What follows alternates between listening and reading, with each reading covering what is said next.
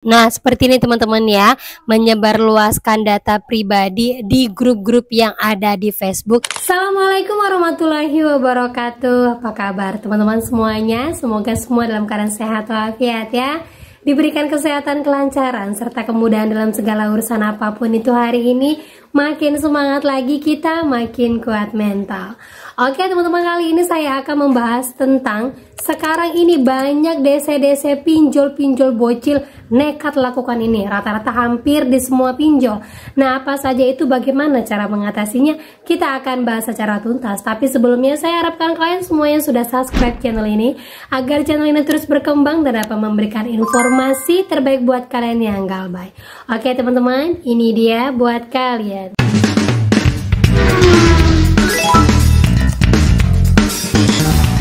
Oke teman-teman, sebelumnya saya mau informasikan dulu informasi yang baru dirilis oleh OJK, yang mana saat ini ada 12 pinjol yang akan menyerah.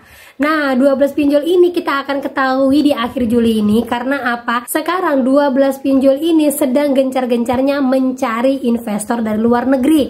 Dan banyak sekali investor yang mau, tapi menurut OJK masih terkendala bunga. Ya teman-teman ya, investor berburu pinjol bermodal cekak saat 12 fintech P2P lempar handuk. Artinya lempar handuk itu menyerah ya. Ada 12 pinjol yang menyerah untuk bermain di perputaran pinjol-pinjol ini. Nah, lanjut di sini diinformasikan dari 12 pinjol itu sebanyak 2 perusahaan akan merger. 10 perusahaan sudah menyerahkan action plan. Dari action plan itu kebanyakan akan mencari investor baru. Informasinya ya, karena dia mengungkapkan hingga Juli 2025 sebanyak 12 pinjol belum memenuhi syarat modal sebesar 12,5 miliar. Namun demikian, kondisi saat ini sulit mencari investor di tengah kondisi bunga yang tinggi. Maka yang paling rasional adalah merger. Dengan merger tentu jumlah pemain dari daring akan berkurang karena moratorium juga masih berlaku. Nah, untuk ke-12 pinjol yang dianggap OJK sudah lempar handuk ini sudah pernah saya sebutkan. Saya sudah sebutkan di pinjol yang ini akhir Juli OJK api persiapan pencabutan izin 23 pinjol ya, itu sekitar 1 minggu yang lalu. Teman-teman bisa lihat di antara 23 pinjol itu termasuklah 12 pinjol di dalamnya yang saat ini sudah benar-benar menyerah kepada OJK untuk bermain di dunia perpinjolan. Nah, itu dia teman-teman ya. Saya harapkan teman-teman semuanya sudah nonton vlog ini ya, biar kalian tahu bahwa ke-12 pinjol itu masuk di antara pinjol-pinjol dengan TKB 90 paling rendah. Dan ingat sekali teman-teman, di akhir Juli ini kita akan lihat informasi besar dari OJK yang mudah-mudahan informasi ini mengarah kepada kita semuanya. Semoga pinjol-pinjol banyak berguguran dan banyak orang-orang yang dilunaskan dari pinjol yang berguguran ini. Mudah-mudahan teman-teman ya. Nah, lanjut lagi teman-teman. Jadi di sini diinformasikan bahwa kelakuan DC yang seperti ini banyak mulai terjadi. Nah, inilah penyebab utama banyaknya pinjol-pinjol yang bangkrut dan banyaknya pinjol-pinjol yang nasabahnya lari dan memutuskan untuk galbay. Nah, seperti ini teman-teman ya, menyebarluaskan data pribadi di grup-grup yang ada di Facebook dengan melampirkan foto dan KTP orangnya. Nah, bukan sekali dua kali, malah mereka lebih banyak menyerang di kolom komentar seperti ini. Nah, ternyata banyak sekali orang-orang yang komen menyerang DC-nya ini. Seperti komenan ini ya, logikanya gini, tinggal samperin ke rumahnya. DC kan gitu, beraninya di sosmed, ke rumah mah nggak berani. Terus ada lagi yang bilang, ini mah yang posting pasti bocil, sok keras. Woi kaum pinjol katanya. Udah resiko ya perusahaan pinjol, siapa suruh kasih pinjaman tanpa ada jaminan, anggap aja bantuan sosial. Ternyata banyak sekali orang yang mendukung untuk galbay karena tahu saat ini pinjol tidak sesuai dengan arah yang ditentukan. Nah, itu dia teman-teman ya. Mudah-mudahan OJK melihat sisi ini ya, tidak hanya melihat dari laporan para pinjolnya juga, tapi turun ke lapangan, lihat di sosial media. Sekarang mulai banyak DC-DC bocil yang menyebarluaskan data nasabah di sosial media manapun, bahkan tanpa segan-segan di sosial media perusahaan, yang mana membuat banyak dari para nasabah dipecat dan ujung-ujungnya tidak akan membayarkan pinjol lagi. Nah, vlog ini sudah pernah saya sebutkan juga di vlog sebelum ini, yang mana ada seorang teman yang galbay di beberapa aplikasi, dipermalukan pinjolnya, akhirnya dipecat dan ujung-ujungnya memilih untuk tidak membayar. Nah, itu jalan terbaik dan jalan bagus ya. Jadi OJK bisa mempertimbangkan dan bisa melihat apakah bisa mempertahankan pinjol dengan cara kerja dari DC-DC pinjol seperti ini.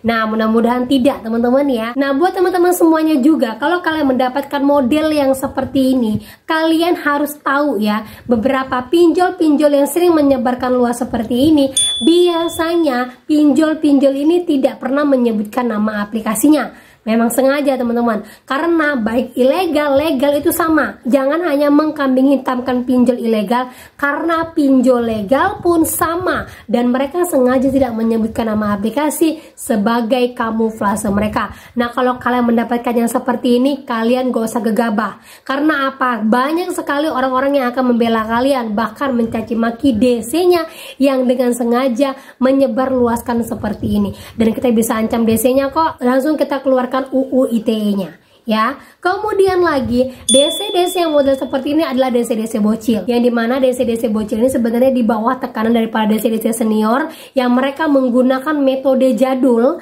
metode-metode lama, yang mana mereka akan menakutkan orang-orang yang baru pertama kali galbay, orang yang baru pertama kali minjam, orang yang baru pertama kali gagal bayar dan segala macamnya.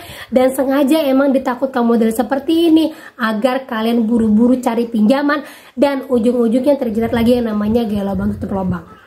Jadi kalau udah dapat yang seperti ini, kalian tahu aja ini kerjaan bocil, jadi abaikan saja. Kemudian kalian jangan ikut-ikutan komen di sana, biarkan orang lain yang menyerang si pemilik akun itu. Kemudian lagi, DC-DC yang model seperti ini akan menggunakan ribuan akun dan ribuan nomor.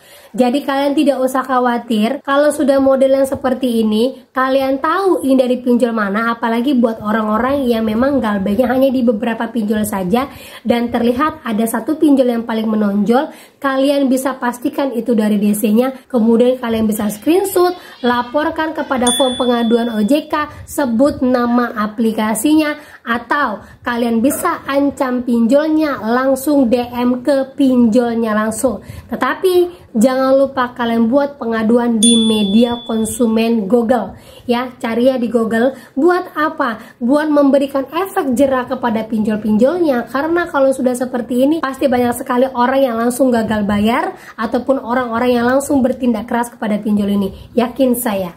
Jadi jangan khawatir, jangan takut buat DC-DC bocil yang seperti ini, buat perilaku yang seperti ini lagi banyak lagi teman-temannya, lagi naik daun. Nah, kita sebagai nasabah jangan gegabah, jangan langsung ketakutan, karena belum tentu orang-orang yang melihat postingan itu kenal sama kita, dan kita jangan ikut-ikutan. Cukup ancam DC-nya melalui akunnya mereka dan laporkan seperti yang saya sebutkan, dan pastikan kalian tahu dari pinjol mana.